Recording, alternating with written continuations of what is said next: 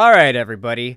In light of proper gun safety and the fact that I'm actually going to be going shooting tomorrow, and I haven't gone shooting in quite a long time, so I'm going to have to scrape the rust off a little bit, I think it's important for us to go over some examples of improper uses of firearms, improper firearms safety protocol.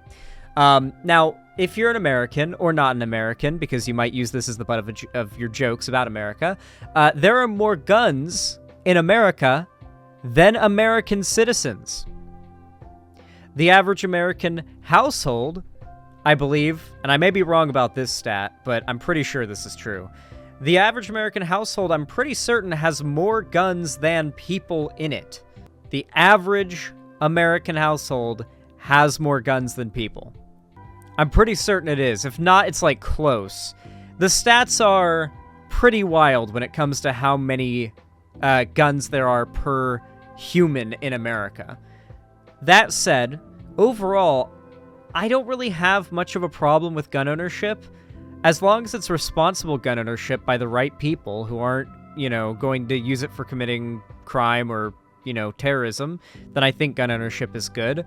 Do I think it's really a credible argument to say that people being armed, like an armed society, is a polite society? Not really. But at the same time, I do think people having the ability to arm themselves does offer leverage against, at the very least, the state, when it comes to certain potentially anti-democratic measures it could potentially take. I mean, we've seen this with a few of the videos I've done lately, where it's like, so chat, do you want the government to take your guns away? And you are all like, no, after seeing that. So I think we can agree there are cases where guns are good. But especially in America, there are quite a few cases where guns are bad. And while school shootings are like the most common talked about, thing when it comes to guns and the issues around guns in America, they're actually not very common. I mean, they are, as in like the sense that, man, it feels like school shootings and mass shootings are happening all the time. But as far as gun violence and gun deaths and gun injuries across the board, they are not the most common form of like violence to come from guns. In fact, the most common form is what you're about to see here, or at least variations of it. Hey, Exiliax. Wait, do you want me to change your name on here to Doe? I can do that for you if you want. Good to see ya. By the way, you got me hooked on these sticky frogs. You got me hooked on these. I go to the dispensary and I get these every single time now.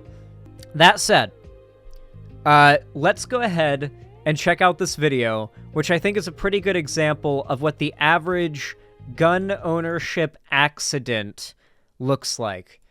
I'm just gonna play it and let you watch it without any interruption first, and I'll add commentary and we'll go over it segment by segment afterwards for some analysis.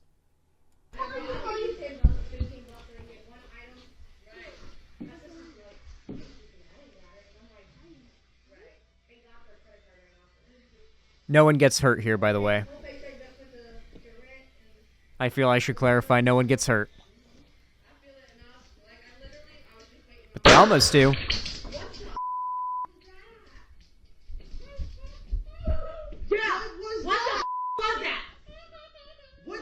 What happened? No, that's fire. What happened? That's gunpowder, Matt! No! That's gunpowder! Gunpowder! What? It gets worse. Now he's gonna reach for the gun.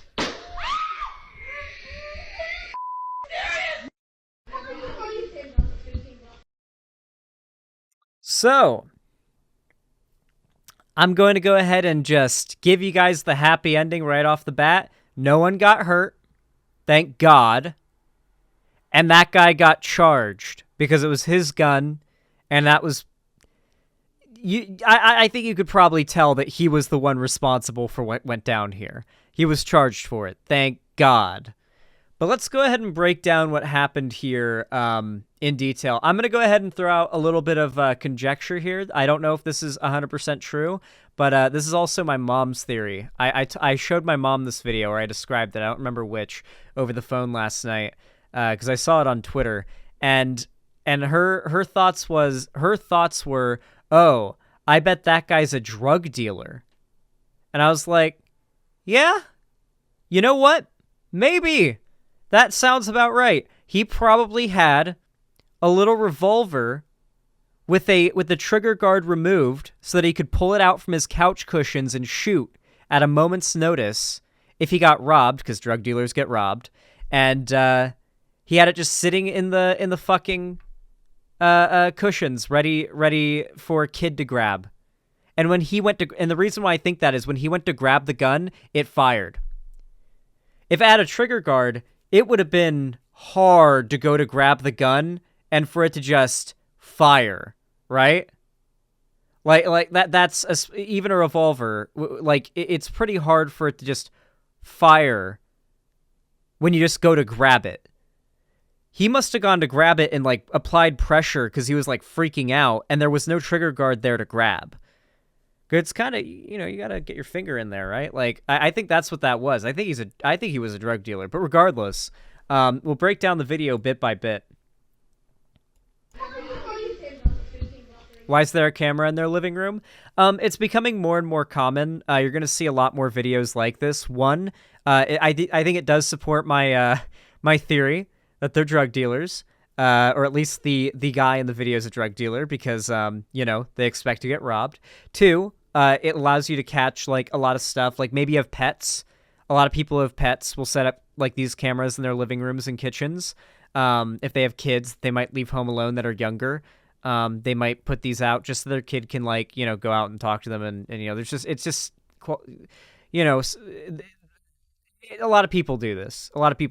I don't like it. I do not like it. It's something I would never do because it feels like you get hacked, and it's just so vulnerable to, you know, infiltration. But people doing it means we get more videos like these going viral, I guess. But yeah, you can see, I think what happened here is the kids, you can see, are playing around. And it's this kid, I believe, that found the gun. From what I can tell, I think this is like a futon type thing. Or maybe there's some cushions here, and the gun's, like, right under the cushion, and the kid's, like, digging under the cushions, maybe looking for some quarters.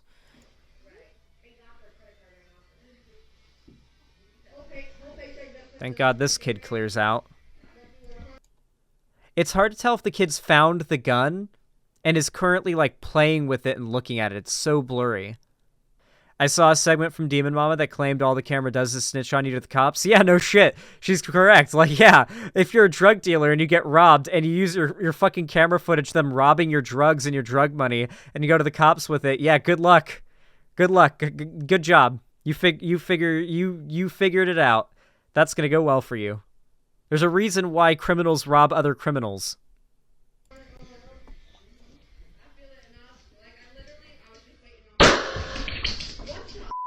Yeah, so I'm pretty certain the kid had found the gun under the cushion already and was playing with it and left it right there, maybe? I think that's the gun. It's really hard to tell. That could be the gun. There's like a wipe it, but the gun like went off. I don't even know where. Maybe into that hallway? I think the gun went off into that hallway that way. There's no... We don't even see a light or anything. Is that it? That could be it. I feel like that could be the gun right there going off. Yeah, it's the gun going off right there. The gun's right there, I think. I think it went off into the ceiling. What happened? No, that's fire. What happened? Let's... That's gunpowder, Matt! No! That's gunpowder! Gunpowder! Yeah, rip that kid's ears. Rip all their ears in a second. Where the is it? So the gun's there? How did the gun get there? So the gun just went off without the kid touching it. I don't think the kid was the kid even touching the gun, or did the kid throw it? Kid dropped the gun? That's far. I thought it was like, because I saw the flash here, and I saw no movement over to here, but yeah, I guess.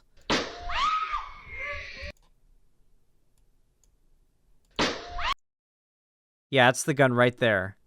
Jesus Christ. Yeah.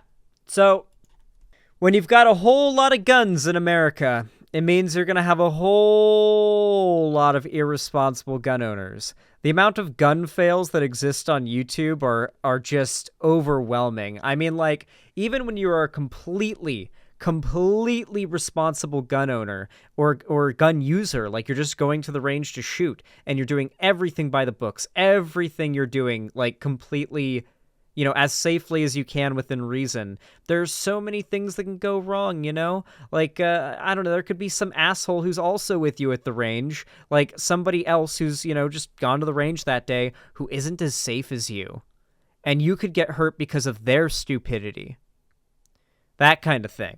As a matter of fact, one of my favorite gun fails, I guess you could call it, it's actually a gun win, but it very nearly was a gun fail. It was nearly a deadly and bloody gun fail, actually. Is the FPS Russia car door near death clip. This is when FPS Russia nearly died. Thankfully, he didn't. Maybe a little shrapnel going.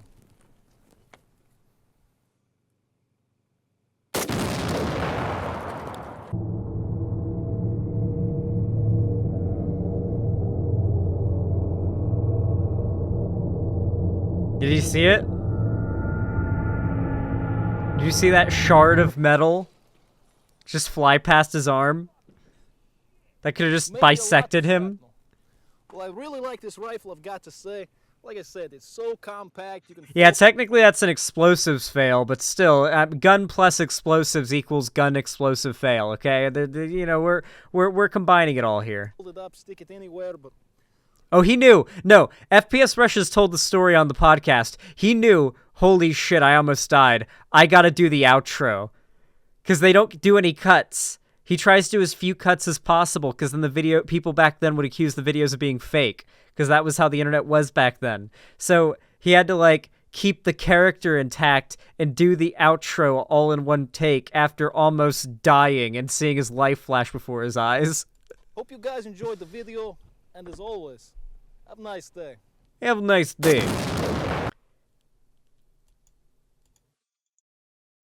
That fucking piece. That's the piece that flies. It, like, goes at him, and then it's like God fucking deflected it to the right a little bit.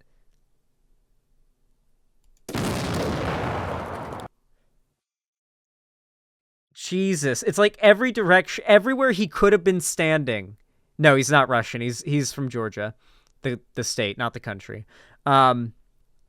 Everywhere he could have been standing would have turned him into Swiss cheese. Other than where he was standing. If he had stood anywhere else, any closer, any further even, I think he would have been Swiss cheesed. Yeah, the cameraman was lucky too. The cameraman survived.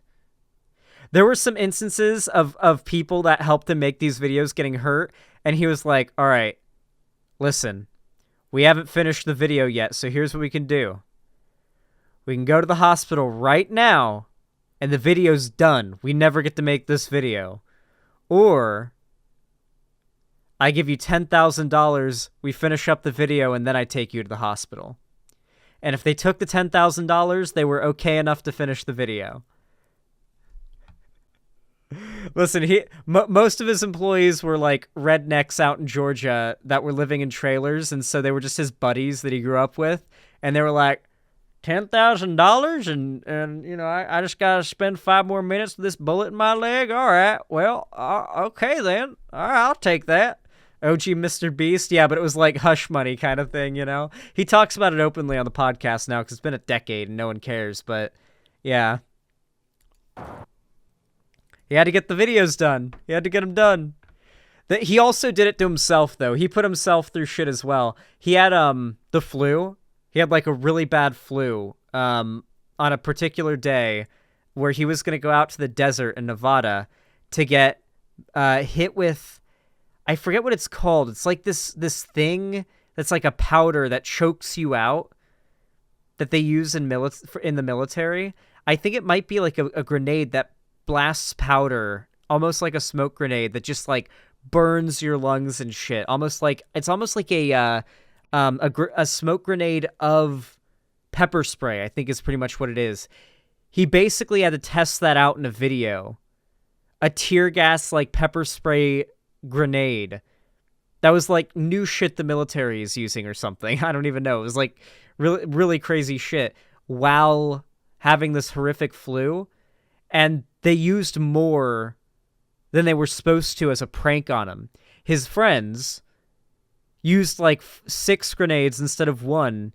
And he got blasted with this shit while having the flu. And the story that followed, it was wild. Yeah. No. You guys are missing out on a whole fun section of the internet when it comes to PKA, but I feel like I devolved this segment talking about like proper firearm safety into the absolute opposite of firearm safety.